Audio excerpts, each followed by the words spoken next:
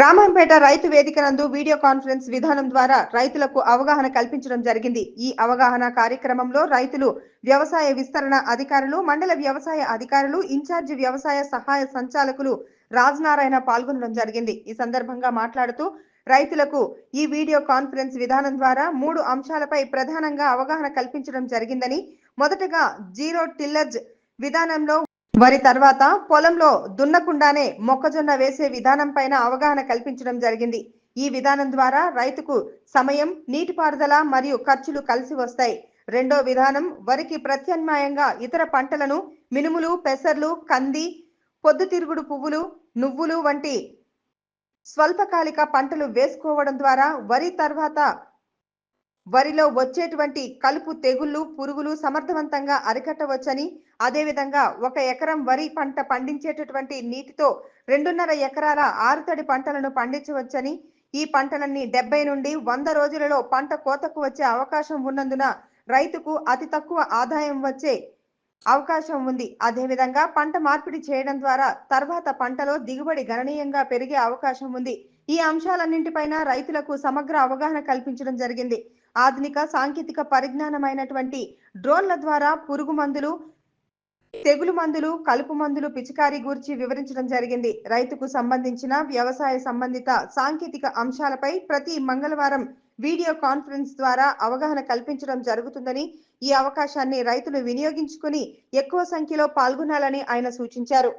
అందరికీ నమస్కారం. రైతు నేస్తం వీడియో కాన్ఫరెన్స్ విధానం ద్వారా ప్రొఫెసర్ జయశంకర్ వ్యవసాయ విశ్వవిద్యాలయం శాస్త్రవేత్తల చేత రైతు వేదికల్లో రైతులకు అవగాహన కల్పించడంలో భాగంగా ఈరోజు 3 అంశాల మీద రైతులకు అవగాహన కల్పించడం జరిగింది. మన రామాయంపేట రైతు వేదికలో రైతులతో పాటు వ్యవసాయ అధికారులు, వ్యవసాయ విస్తీర్ణ అధికారులు పాల్గొనడం జరిగింది.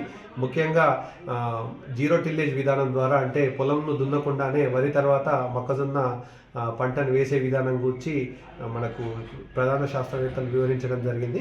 ఈ విధానం ద్వారా తేమ శాతాన్ని నిలుపుకునే అవకాశం ఉంటుంది.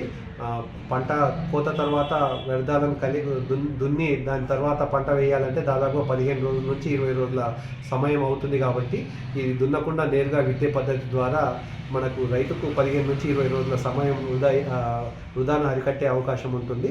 ఈ విధానం ద్వారా పెట్టుబడి ఖర్చులు కూడా తగ్గుతాయి. కాబట్టి రైతులకు ఈ అంశం పైన యాసంగి సీజన్లో అవగాహన కల్పించడం జరుగుతుంది. రెండో అంశం వచ్చేసి వరికి ప్రత్యామ్నాయంగా ఇతర ప్రత్యామ్నాయ పంటల మీద అవగాహన కల్పించడం జరిగింది.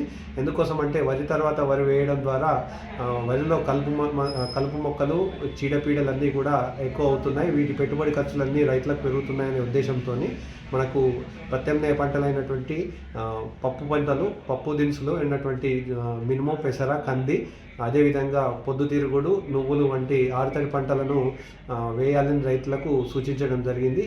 ఈ విధానం ద్వారా 1 ఎకరం పండించేటువంటి వరి పంటలో 2.5 ఎకరాల ఆరుతడి పంటలు వేసుకోవచ్చు. ఇవన్నీ కూడా స్వల్పకాలిక పంటలు కాబట్టి రైతుకు స్వల్పకాలంలోనే అధిక ఆదాయం వచ్చే అవకాశం ఉంటుంది.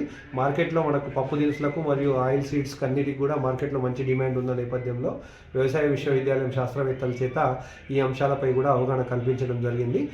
చివరి అంశం వచ్చేసి ఆధునిక సాంకేతిక పరిజ్ఞానాన్ని ఉపయోగించి డ్రోన్ల ద్వారా పంటలపై పురుగు మందులు, కలుపు మందులు, తెగుళ్ళ మందుల పిచికారీ గురించి రైతులకు అవగాహన కల్పించడం జరిగింది.